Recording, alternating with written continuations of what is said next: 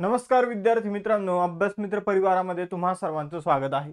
मित्रांनो, आज आपण 10 मे रोजीचा करंट अफेअर्स जे आहे ते अभ्यासणार आहोत.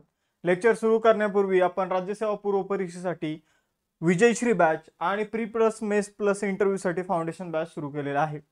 या सगळ्या बॅचेसचे फी जे आहे ते आता वाढणार आहे. जवळपास 2000 रुपये डिस्काउंट जे आहे ते फाउंडेशन बॅचवर सुरू आहे. ठीक आहे, विजयश्री बॅचवर जवळपास 2000 रुपयाचं सेम डिस्काउंट सुरू आहे. तर सेम कंबाईनच्या बॅचेसवर डिस्काउंट येतात. लवकरच या बॅचेसच्या फी ज्या आहे त्या वाढणार आहे. कंबाईनसाठी आपण फाउंडेशन बॅच 2.0 सुरू केलेली आहे. 2999 ची फी आहे. यामध्ये स्टेट बोर्डचे लेक्चर, लाईव्ह लेक्चर, जे कंप्लीट आपला सिलेबस आहे त्याचे रेकॉर्डेड लेक्चर, ठीक आहे, PYQ sessions, notes, test series सगळंच असणार आहे. त्याचबरोबर मुख्य परीक्षेसाठी आपण यशस्वी नावाची बॅच सुरू केलेली आहे.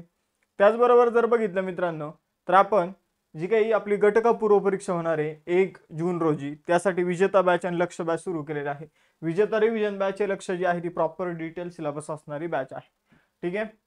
त्याचबरोबर या बॅचेसमध्ये तुम्हाला अभ्यास मित्राच्या नोट्स मिळणार आहे. ज्या बॅचेसमध्ये नोट्सचा उल्लेख असेल त्यामध्ये या नोट्स मिळतील आणि या नोट्स तुम्ही सेपरेट अभ्यास मित्राच्या नोट्स पॅकमध्ये सुद्धा परचेस करू शकता. यासाठी तुम्हाला अभ्यास मित्राचं ॲप्लिकेशन जे आहे ते डाउनलोड करायचे, टेलिग्राम चॅनल जॉईन करायचं, इन्स्टाच्या पेजला फॉलो करायचं आहे. इन्स्टाच्या पेजवर आम्ही दररोज जे काही नवीन नवीन रील्स आहे ते बनवून अपलोड करत आहोत. तर तुम्ही ID बघून घ्या आपलं टेलिग्रामचं काय आहे, कारण आपल्या नावाने बरेचसे फेक IDs ओपन केले जात आहे. सुरुवात करूया आजच्या करंट अफेअर्सला. मे 2025 मध्ये सेंट्रल ब्युरो ऑफ इन्व्हेस्टिगेशन म्हणजे CBI च्या कोणत्या संचालकांचा कार्यकाळ 1 वर्षासाठी वाढवण्यात आलेला आहे? तर CBI चे आपण जर बघितलं तर संचालक आहे प्रवीण सूद, आणि प्रवीण सूद यांचा कार्यकाळ जो आहे तो 25 मे 2025 रोजी संपणार होता. ठीक आहे, 25 मे 2025 रोजी संपणार होता. आता सध्या युद्धजन्य परिस्थिती आहे, यामध्ये यांचा कार्यकाळ आपण जर बघितलं, CBI एक महत्वाची संस्था आहे, संरक्षण विषयकाचा आहे. ठीक आहे, मग आता संचालक चेंज न करता यांचाच कार्यकाळ जो आहे तो 1 वर्षाने वाढवण्यात आलेला आहे. ठीक आहे, तर महत्वाचे अपडेट आहे, लक्षात ठेवा. प्रवीण सूद जे आहे तर त्यांचा कार्यकाळ 1 वर्षाने वाढवण्यात आलेला आहे. आपण जर बघितलं 25 मे रोजी संपणार होता, आता मे 2026 ला त्यांचा कार्यकाळ जो आहे तो संपणार आहे. CBI विषयी जाणून घ्यायचं तर CBI ही भारतातील प्रमुख एक तपास करणारी संस्था आहे. ठीक आहे, आपण जर बघितलं तर 1963 मध्ये CBI ची स्थापना करण्यात आली होती. नवी दिल्लीमध्ये मुख्यालय आहे. प्रवीण सूद संचालक आहे. आता रिसेंटली झालेल्या महत्वाच्या नियुक्त्या बघून घेऊया. RBI च्या डेप्युटी गव्हर्नर बनलेले आहे Poonam Gupta. National payment corporation of इंडियाचे कार्यकारी संचालक बनलेले सोहिनी राजोला. जे परीक्षेमध्ये येऊ शकतं त्यावर मी स्टार मार्क करतो इथे समोर. ठीक आहे. त्यानंतर पंतप्रधान नरेंद्र मोदी यांच्या खासगी सचिव बनलेले निधी तिवारी. त्यानंतर इंडियन बँक्स असोसिएशनच्या अध्यक्ष बनलेले छल्ला श्रीनिवासलू शेट्टी. पहिल्या महिला कायदा सचिव अंजू राठी राणा. कार्यकारी संचालक जे आहे रिझर्व्ह बँक ऑफ इंडियामध्ये ते अजित रत्नाकर जोशी. संरक्षण खात्याचे प्रमुख नियंत्रक doctor Mayank Sharma. Securities and exchange board of इंडियाचे 11वे अध्यक्ष तुहिनकांत पांडे. रतन टाटा एंडोमेंट फाउंडेशनचे अध्यक्ष एन चंद्रशेखरन. त्यानंतर सशस्त्र सीमा बलाचे नवीन अध्यक्ष जे आहे ते अमृत मोहन प्रसाद. आणि हिंदुस्तान एरोनॉटिक्स लिमिटेडचे नवीन chief managing director CMD DK Sunil हे बनलेले आहे. तर हे स्टार मार्क केलेले लक्षात ठेवायचेच आहे. तसं डेलीच्या लेक्चरच्या माध्यमातून ते रिवाइज होतच आहे. केंद्रीय मंत्री राम मनोहर नायडू यांनी मे 2025 मध्ये कोणत्या 2 ग्रीनफील्ड विमानतळांना तत्वता मान्यता दिली आहे? तर बघा मित्रांनो, आता विमानतळ जे आहे तर ते कोटामध्ये बनणार आहे, राजस्थानमध्ये, जिथं IIT चे वगैरे क्लासेस फेमस आहे. बघा, कोटा फॅक्टरी तुम्ही सिरीज सुद्धा बघितली असेल. आणि पुरी ओडिशामध्ये विमानतळ जे आहे त्यांना आता मान्यता देण्यात आलेली आहे. तर बघा मित्रांनो, केंद्रीय नागरी विमान वाहतूक मंत्री आपण जर बघितलं तर किंजरापू राममोहन नायडू, तर यांनी काय केलेलं आहे तर कोटा आणि पुरी या ठिकाणी जर आपण बघितलं तर जे काही ग्रीनफील्ड विमान आहे तर ते उभारण्यास मान्यता दिलेली आहे. उडे देश का आम नागरिक, आपण उडान योजना जी आहे ती सुरू केलेली आहे, तर त्या अंतर्गत ही मान्यता देण्यात आलेली आहे. या योजनेचा उद्देश असा आहे की देशामध्ये नागरी वाहतूक जी आहे तर ती स्वस्त करणं आणि लोकांसाठी सुलभ करणं. यानंतर जर बघितलं तर देशातील सामान्य नागरिकांसाठी विमान प्रवास स्वस्त व सुलभ करणं हा त्या पाठीमागील उद्देश आहे. आता ग्रीनफील्ड विमानतळ नेमकं काय असतं तर हे नवीन विमानतळ आहे जे पूर्वीच्या अविकसित जमिनीवर बांधले जात आहे. ठीक आहे, म्हणजे आपण जर बघितलं, ठीक आहे, तर पूर्वीची जी समजून घ्या की ज्या जमिनी डेव्हलप वगैरे केलेले नाही तर अशा जमिनीवर बांधण्यात आलेलं जे विमानतळ आहे त्यांना ग्रीनफील्ड विमानतळ म्हणतं, जे पर्यावरणाच्या दृष्टीने चांगलं विमानतळ असतं. ठीक आहे. आपण जर बघितलं ओके, ब्राउनफील्ड विमानतळ, सध्या जे अस्तित्वात विमानतळ आहे त्यांना ब्राउनफील्ड विमानतळ म्हणून ओळखलं जातं. मग आपण जर बघितलं तर सध्याच्या विमानतळाच्या तुलनेत विस्तार आणि सुधारणांच्या दृष्टीने ही ग्रीनफील्ड विमानं अजून बेटर असतात. ठीक आहे, एवढं तुम्हाला लक्षात ठेवायचं आहे. यानंतर पुढे जाऊया. कोणता देश मे 2025 मध्ये इंटरनॅशनल सोलर अलायन्सचा 123वा सदस्य बनला आहे? तर मी तुम्हाला मागेच 2-3 क्वेश्चन आपल्या याच्यावर झालेले आहे. भारत आणि आपण जर बघितलं तर अंगोला जो देश आहे, तर या भारत आणि अंगोलाच्या जे काही राजनैतिक संबंध आहे त्याला 40 वर्ष कंप्लीट झालेले आहे आणि त्यामुळे भारताने अंगोलाला संरक्षण विषयक मदत सुद्धा केलेली आहे. तिथले राष्ट्राध्यक्ष आपल्या देशाच्या दौऱ्यावर आलेले आहे. मग आपण जर बघितलं तर अंगोला जो आहे आता तो इंटरनॅशनल सोलर अलायन्सचा 123वा सदस्य देश जो आहे तो बनलेला आहे. तर लक्षात ठेवायचं आहे बघा मित्रांनो, अंगोलाचे राष्ट्रपती जोआओ मॅन्युअल गोकालवेस लॉरेन्को हे भारताच्या भेटीवर आलेले आहे, तेव्हा हा करार झालेला आहे. इंटरनॅशनल सोलर अलायन्स हे एक भारत ज्या संस्थेचा प्रमुख आहे अशी एक संस्था आहे. बघा मित्रांनो, आपण पृथ्वीवर जर बघितलं तर जे कर्कवृत्त आहे 23.5 अंशावर उत्तरेला आणि जे दक्षिणेला मकर वृत्त आहे ते पण 23.5 अंशावर आहे. ठीक आहे, आणि 0 अंशावर काय आहे तर विषुववृत्त आहे. बरोबर. तर या ठिकाणी हे जे आहे कर्कवृत्त इथपर्यंत सूर्याची किरण वर्षभरात लंबरूप पडत असतात. ठीक आहे, विषुववृत्तापासून उत्तरेला ते या भागापर्यंत लंबरूप पडत जातात आणि दक्षिणेला ते या भागापर्यंत लंबरूप पडत जातात मकर वृत्तापर्यंत. तर हा जो भाग आहे, ठीक आहे, जवळपास 46 डिग्रीचा हा जो काही भाग आहे, तर या भागाला म्हटलं तर उष्ण कटिबंध. आणि उष्ण कटिबंधामध्ये जे देश येतात त्यांना सूर्याची नैसर्गिक ऊर्जा जी आहे ती जास्त प्रमाणात मिळते, कारण सूर्याची किरण लंबरूपी डायरेक्ट पडतात. आता या बाकीच्या ठिकाणी सूर्याची किरण क्रॉस पडणारे असे. ठीक आहे, पृथ्वी गोल असल्यामुळं, मग त्यामुळे या बाकीच्या भागात एवढी ऊर्जा मिळत नाही. ठीक आहे, आता आपल्याला ऊर्जा मिळते त्यामुळे आपल्याला त्याचा फायदा आहे आणि मग त्यामुळे भारताने इंटरनॅशनल सोलर अलायन्सची स्थापना केलेली आहे फ्रान्स सोबत मिळून. मग आपण जर बघितलं तर भारताचा अध्यक्ष आहे, फ्रान्स जो आहे तो उपाध्यक्ष आहे, महासंचालक आहे आशिष खन्ना, आणि आता 123 देश जे आहे ते या इंटरनॅशनल सोलर अलायन्सचे सदस्य झालेले आहे. आपण जर बघितलं तर 30 नोव्हेंबर 2015 मध्ये याची स्थापना करण्यात आली होती.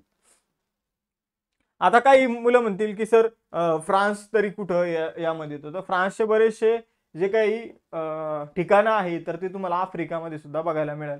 ठीक आहे, फ्रान्स तिथून काय करतो तर त्यांचे अंतराळ, आपण जसं इस्रोचे श्रीहरिकोटावरून सॅटेलाइट लॉन्च करतो तसं फ्रान्स सुद्धा आपण जर बघितलं तर आफ्रिकेतून आपले सॅटेलाइट लॉन्च करतो. म्हणजे त्यांचे बरेचसे ठिकाणी काय आहे बेसिस आहे. ठीक आहे, यानंतर पुढे जाऊया. भारतीय नौदलाच्या INS म्हणजे इंडियन नेव्हल शिप. ठीक आहे, तर बरेचसे लोक कन्फ्युज असतात INS म्हणजे नेमकं काय असतं. तर सर आम्हाला INS विक्रांत बघायला मिळतं, विक्रमादित्य बघायला मिळतं. आता तर अजून चर्चेमध्ये. ठीक आहे, या गोष्टी तर INS म्हणजे पाणबुडीसाठी वापरला जाईल, डिस्ट्रॉयर, फ्रिगेट्स. ठीक आहे, आणि आपण जर बघितलं तर जे काही एअरक्राफ्ट कॅरियर आहे त्यांच्यासाठी वापरलं आहे. आता मी तुम्हाला थोडक्यात काही गोष्टी सांगून देतो. बघा, आपलं जे नौदल असतं त्यामध्ये पाणबुडी तर तुम्हाला माहित असेल, पाणबुडी आपल्याकडे जवळपास 17च्या आसपास पाणबुडी आहे. ठीक आहे, तर पाणबुडी सगळ्यांना माहिती आहे. आता एअरक्राफ्ट कॅरियर काय आहे तर बघा, भारताकडे 2 एअरक्राफ्ट कॅरियर आहे, INS विक्रांत आणि INS विक्रमादित्य. एअरक्राफ्ट कॅरियर काय असतं तर अशा प्रकारचं मोठं जहाज असतं ज्यावर विमानं उतरू शकतात आणि आपण त्यावर विमानं पार्क करून ठेवू शकतो. तर अशा प्रकारचं जे जहाज असतं त्याला एअरक्राफ्ट कॅरियर म्हटलं जातं. आता डिस्ट्रॉयर काय असतं, फ्रिगेट्स काय असते, तर एअरक्राफ्ट कॅरियर पेक्षा छोटं पण अटॅक करण्यासाठी वापरलं जातं डिस्ट्रॉयर.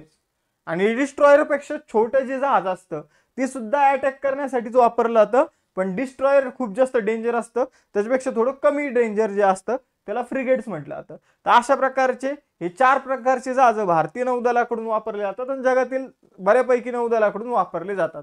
मग आपला INS शारदा नावाचं एक जहाज आहे. ठीक आहे, हे एक तर फ्रिगेट्स असेल किंवा डिस्ट्रॉयर्स असेल, मला एक्झॅक्ट नाही माहित, पण हे आपण जर बघितलं तर हे जे जहाज आहे याने आपण जर बघितलं तर कोणत्या देशासोबत संयुक्त मानवतावादी सहाय्य आणि आपत्ती निवारण सराव जो आहे तो सुरू केलेला आहे. तुम्ही सर्च करून मला सांगा की हे काय फ्रिगेट आहे की डिस्ट्रॉयर आहे. ठीक आहे, तर बघा मित्रांनो, भारतीय नौदलाच्या INS शारदा जे जहाज आहे त्याने मालदीव सोबत काय केलेलं आहे तर एक संयुक्त मानवतावादी सहाय्य आणि आपत्ती निवारण सराव जो आहे तो केलेला आहे. तर बघा मित्रांनो, आपण जर बघितलं तर 4 ते 10 मे या दरम्यान हा सराव जो आहे तर तो सुरू आहे. म्हणजे आज सुद्धा हा सरावचं आयोजन चालू असणार आहे. आपण जर बघितलं तर माफिला फुशी एटॉल मालदीव येथे आपण जर बघितलं तर हा जो काही संयुक्त मानवतावादी सहाय्य आणि आपत्ती निवारण सराव जो आहे तर तो भारत आणि मालदीव मिळून करत आहे. आता मित्रांनो इथे एक शब्द बघितला असेल तुम्ही एटॉल. एटॉल काय असतं तर जे प्रवाळ असतात, प्रवाळ म्हणजे छोटे प्राणी असतात, ठीक आहे. पोलिप आणि झुंजातिलिया, पोलिप नावाचा प्राणी असतो, झुंजातिलिया नावाचं शेवाळ असतं. यांना एकत्रितपणे प्रवाळ म्हणतात. आणि या प्रवाळांनी जर अशा गोल बेट तयार केली, कसे गोल बेट तयार केली तर त्यांना म्हटलं तर ॲटॉल. काय म्हटलं तर ॲटॉल. तर हे माफियाला फुशी नावाचं एक ॲटॉल आहे, त्या शेजारी हा सराव जो आहे तर तो नौदलाने केलेला आहे. या सरावाचा मुख्य उद्देश भारतीय नौदल आणि मालदीव राष्ट्रीय संरक्षण दल यांच्यातील आंतर कार्यक्षमतेला प्रोत्साहन देणं हे आहे. यानंतर पुढे जाऊया. कोणत्या राज्य सरकारने मे 2025 मध्ये 474 कोटी रुपये खर्चाच्या जागतिक बँकेने समर्थित केलेल्या, म्हणजे जागतिक बँकेत पैसा देणार यासाठी कृत्रिम बुद्धिमत्ता विकास प्रकल्पाला मान्यता दिलेली आहे. तर बघा मित्रांनो, कोणत्या राज्य सरकारने 474 कोटी रुपये खर्चाच्या कृत्रिम बुद्धिमत्ता विकास प्रकल्पाला मान्यता दिली. आता एक कृत्रिम बुद्धिमत्ता विकास प्रकल्प म्हणजे आर्टिफिशियल इंटेलिजन्स डेव्हलपमेंट आपण काय म्हणूया प्रोग्राम. तर याला अलीकडे कुणी मान्यता दिलेली आहे तर ही मान्यता दिलेली आहे हरियाणा सरकारने.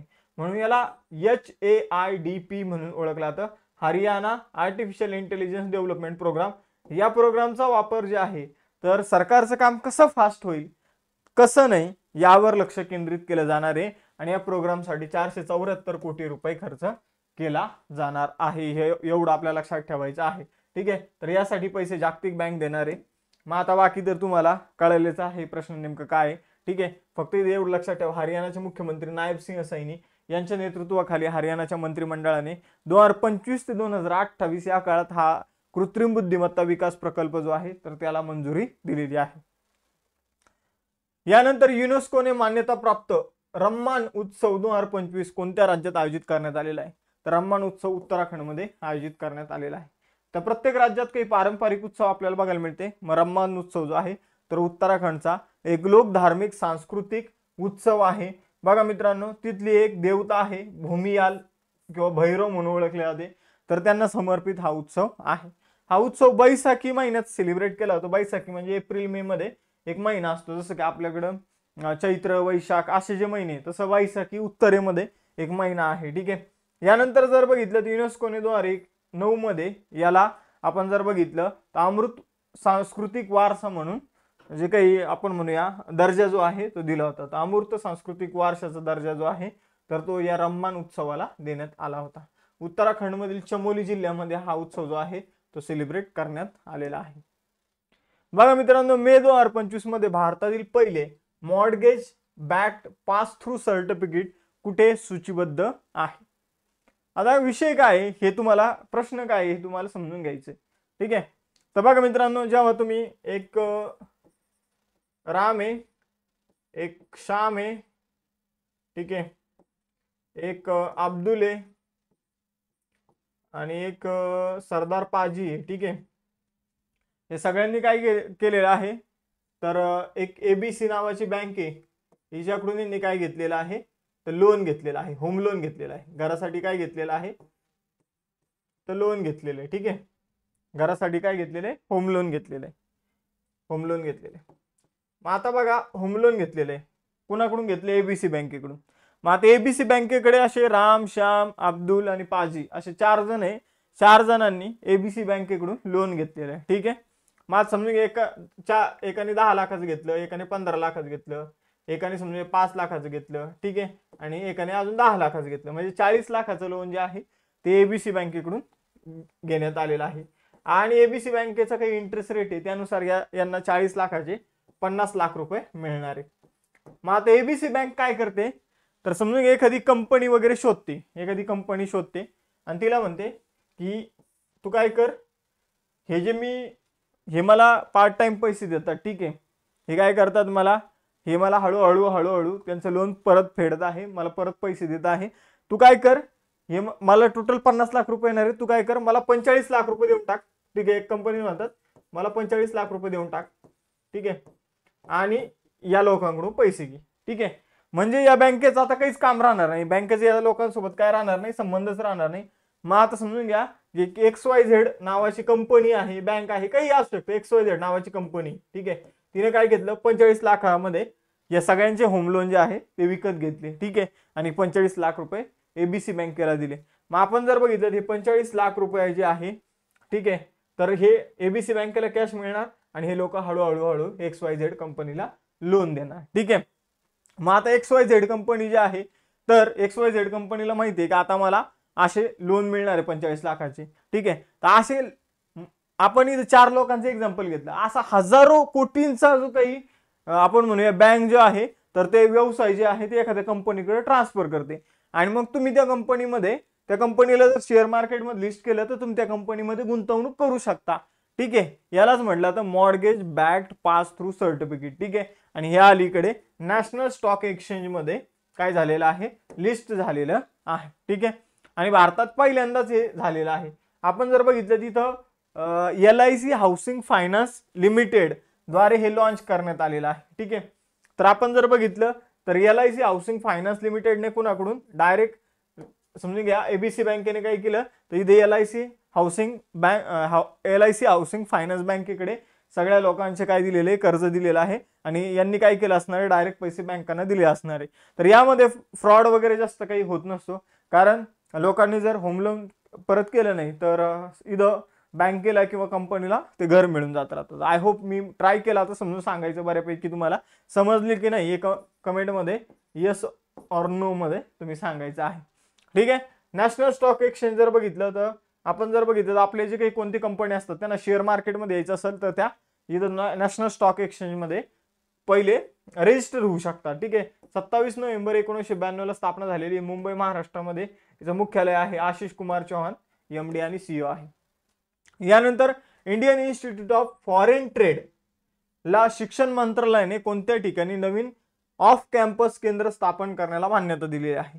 तर बघा मित्रांनो, Indian institute of foreign trade, ठीक आहे, नावाची संस्था आहे, यांनी आपला ऑफ कॅम्पस जो आहे तर तो ओपन करण्याची परमिशन शिक्षण मंत्रालयाने यांना दिलेली आहे. तर ती कुठं, तर गिफ्ट सिटी, गुजरातमध्ये गिफ्ट सिटी आहे. तिथं वेगवेगळे एज्युकेशनल जे काही कॉलेजेस विद्यापीठ जे आहे तर ते आपले कॅम्पस ओपन करत आहे. तर या गिफ्ट सिटीमध्येच इथं जर बघितलं शिक्षण मंत्रालयाने Indian institute of foreign trade विषयक सगळ्या गोष्टी शिकवल्या जातात, तर त्यांना कॅम्पस ओपन करण्याची इथं परमिशन जी आहे ती दिलेली आहे. आता हे जर आपण बघितलं Indian institute of foreign trade कुठे नवी दिल्लीला आहे, तर हे आपला कॅम्पस ओपन करतील गिफ्ट सिटीमध्ये, गुजरातमध्ये आहे ती, आणि तिथं 1000 पेक्षा जास्त विद्यार्थी जे आहे ते शिक्षण घेऊ शकतील असं कॅम्पस जे आहे ते ओपन करणार आहे. यानंतर भारताने मे 2025 मध्ये कोणत्या देशासोबत ऐतिहासिक मुक्त व्यापार करार जो आहे फ्री ट्रेड ॲग्रीमेंटवर स्वाक्षरी केलेली आहे. तर सगळ्यात महत्त्वाची न्यूज ही युद्धादरम्यान सुद्धा भारत आणि युनायटेड किंगडम म्हणजे इंग्लंडने काय केलेलं आहे, फ्री ट्रेड ॲग्रीमेंट केलेला आहे. म्हणजे भारतातून इंग्लंडमध्ये ज्या काही वस्तू निर्यात होतील, ठीक आहे, तर त्यापैकी 99% वस्तूंवर टॅक्स असणार नाही आणि असला तर एकदम कमी असेल. आणि इंग्लंडमधून आपल्या देशात ज्या काही वस्तू येतील म्हणजे आपण इंग्लंडमधून जी आयात करणार आहे तर आपण त्याच्यावर 90% वस्तूंवर टॅक्स लावणार नाही, लावला तर एकदम थोडा लावू, ठीक आहे. तर अशा प्रकारे आपल्या वस्तू तिकडे फ्री जात जाईल डायरेक्ट ज्या प्राइसला आहे त्या, आणि तिकडच्या वस्तू डायरेक्ट आपल्या देशामध्ये तिकडे ज्या प्राइसला आहे त्या प्राइसला आपल्याकडे येत जाईल. हा असतो फ्री ट्रेड ॲग्रीमेंट, ठीक आहे. किंवा असेल तर थोडाफार टॅक्स असतो. तर आपण जर बघितलं ते युनायटेड किंगडम आणि भारताने अलीकडे हा फ्री ट्रेड ॲग्रीमेंट जो आहे तर तो इथं त्यावर स्वाक्षरी केलेली आहे. भारताच्या 90% जे काही वस्तू असणार आहे, ठीक आहे, भारताने ब्रिटिशांच्या 90% वस्तू ज्या असणार आहे इंग्लंडच्या तर त्यावर शुल्क जे आहे ते कमी केलेलं आहे आणि इंग्लंडने आपल्या 99% वस्तूवर शुल्क जे आहे ते कमी केलेलं आहे, ठीक आहे. मुक्त व्यापार करार मी तुम्हाला सांगितलं काय असतो. आता बघा UK जर बघितलं, इंग्लंड जर बघितलं तर राजधानी आहे लंडन, युरोपमध्ये येतो, पाऊंड स्टर्लिंग चलन आहे, चार्ल्स तिसरा राजा आहे, कियर स्टारमन पंतप्रधान आहे. आपण जर बघितलं तर लंडन जे आहे ते थेम्स नदीच्या काठावर वसलेलं शहर आहे. ब्रिटिशांचे शेवटचे गव्हर्नर जनरल भारतामध्ये कोण होते, तर लॉर्ड माउंटबॅटन.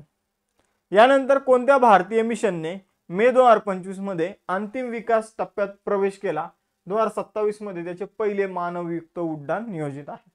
तर बघा मित्रांनो, गगनयान मिशनने आपल्या अंतिम टप्प्यामध्ये आता प्रवेश केलेला आहे आणि 2027 मध्ये भारताची जी काही इंडियन स्पेस रिसर्च ऑर्गनायझेशन जे आहे त्या अवकाशामध्ये 3 भारतीय आपण जर बघितलं 3 भारतीय लोकांना अवकाशामध्ये पाठवलं जाणार आहे. ठीक आहे, तर गगनयान मिशन लक्षात ठेवायचं आहे, वेळोवेळी परीक्षेमध्ये आपल्याला विचारलं जातं. तर 2027 पर्यंत आपण 3 भारतीय अंतराळवीरांना अवकाशामध्ये पाठवणार आहोत, स्पेसमध्ये पाठवणार आहोत आणि काही निवडक देशांच्या यादीत आपला सुद्धा क्रमांक आपल्याला बघायला मिळणार आहे. जागतिक थॅलेसेमिया दिन जो आहे 2025, तर तो कधी सेलिब्रेट करण्यात आला? तर थॅलेसेमिया दिन जो आहे तो 8 मे रोजी सेलिब्रेट करण्यात आलेला आहे. तर थॅलेसेमिया नावाचा आजार काय असतो? तर इथं तुम्ही बघा आपली रेड ब्लड सेल म्हणजे आपल्या रक्ताच्या ज्या काही पेशी असतात त्या बघू शकता.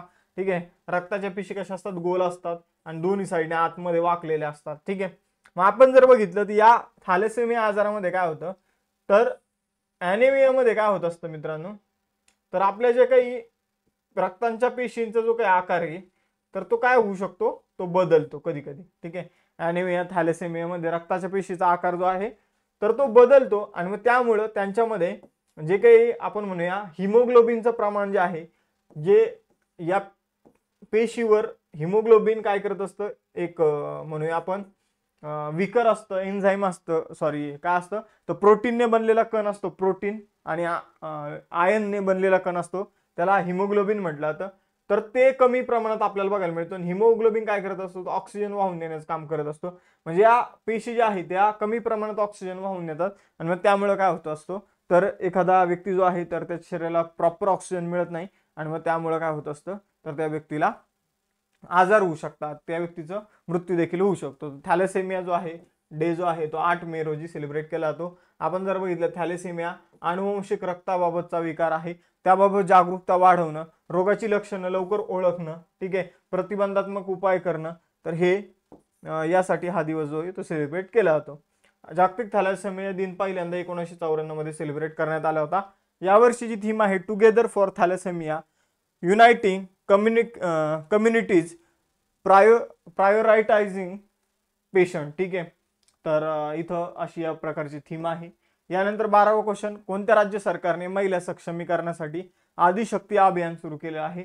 तर बघा मित्रांनो, महाराष्ट्र राज्य सरकारने आदिशक्ती नावाचा अभियान जे आहे ते महिलांच्या सक्षमीकरणासाठी सुरू केलेलं आहे. ठीक आहे, या मोहिमेसाठी 10-10.5 कोटी रुपये जो आहे तर तो निधी उपलब्ध करून देण्यात आलेला आहे. यामध्ये तळागाळातील महिला आणि मुलांचे सक्षमीकरण करणे हा या कार्यक्रमाचा मुख्य उद्देश आहे. ठीक आहे, तर एवढं तुम्हाला लक्षात ठेवायचं, आदिशक्ती अभियान. आता आपण जर बघितलं तर या अभियानाचं नेमकं काय आहे, तर सरकारी योजना ज्या असतात त्या महिलांपर्यंत पोहोचत नाही, तर त्या महिलांपर्यंत पोहोचवायच्या हा या अभियानाचा मेन उद्देश आहे. अहिल्याबाई होळकर यांचं जन्मगाव जे आहे चौंडी, तर येथे त्यांच्या 300व्या जयंती निमित्ताने हा एक विशेष कार्यक्रम जो आहे तो आयोजित करण्यात आला होता आणि त्यामध्ये हा निर्णय जो आहे तो घेण्यात आलेला आहे. आता अशा प्रकारे आपलं लेक्चर झालेलं आहे. तर लेक्चर तुम्हाला आवडलं असेल तर लाईक आणि सबस्क्राईब करायला विसरू नका चॅनलला. ठीक आहे, 2 टेस्ट क्वेश्चन आता आपण बघूया. भारताने मे 2025 मध्ये कोणत्या देशासोबत ऐतिहासिक मुक्त व्यापार करारावर स्वाक्षरी केलेली आहे आणि कोणता देश मे 2025 मध्ये इंटरनॅशनल सोलर अलायन्सचा 123वा सदस्य देश बनलेला आहे हे तुम्हाला सांगायचं आहे. त्याचबरोबर आपल्या राज्यसेवेसाठी 2 बॅच आहे, प्रीची आणि मेन्सची, ही तुम्ही जॉईन करू शकता. यासाठी खाली मोबाईल नंबर सुद्धा दिलेला आहे, त्यावर तुम्ही कॉल करू शकता. कंबाईनच्या बॅचेस आहे, फाउंडेशन बॅच, ग्रुप बी साठी मेन्सची बॅच, आता ग्रुप सी साठी प्रिलिमच्या 2 बॅचेस, एक रिव्हिजन बॅच प्लस एक डिटेल सब्जेक्ट वाईज लेक्चर असणारी बॅच. त्याचबरोबर जर बघितलं तर अभ्यास मित्राचा नोट्स पॅक येतोय, तुम्ही नोट्स परचेस करू शकता. यासाठी तुम्हाला अभ्यास मित्राचं ॲप्लिकेशन डाउनलोड करावं लागेल. टेलिग्राम चॅनल जॉईन करून ठेवा, इंस्टाच्या पेजला फॉलो करून ठेवा. मित्रांनो थांबूया आता आपण, इथं भेटूया नेक्स्ट सेशनमध्ये. चलो बाय बाय एव्हरीवन, जय हिंद.